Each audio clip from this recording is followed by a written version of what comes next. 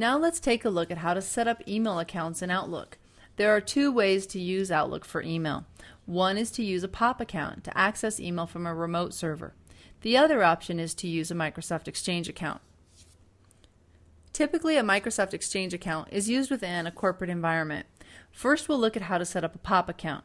To set up a POP account, we'll start by opening up Outlook.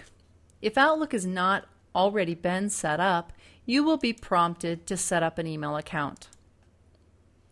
The first question we're asked is to name the profile. Typically, you would name the profile something that relates to the name of your internet service provider or something that reminds you which account this is. We'll call this account POP. Next, we'll type in our name and email address.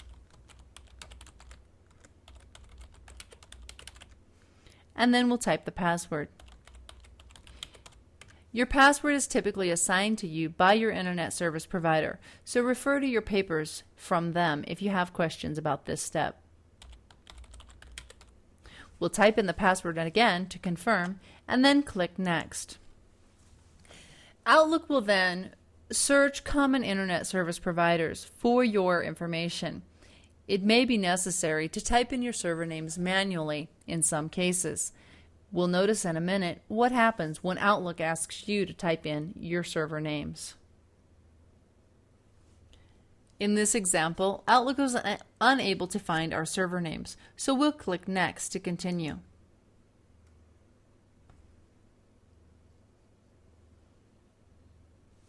Now unable to find the server names for us, Outlook gives us the option to manually configure our server settings. Our ISP has given us the name of our server settings, so we'll simply check this box and click Next. Next, we'll select Internet Email to connect to our POP account. Click Next, and we'll fill in the information that remains.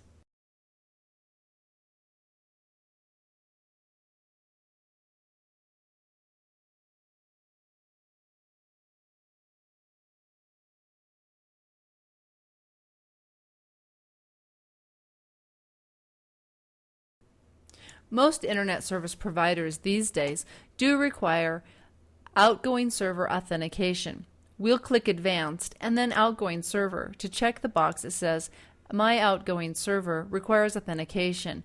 Most internet service providers use this feature to help reduce the amount of outgoing spam. Now we'll click Next to move to the next screen.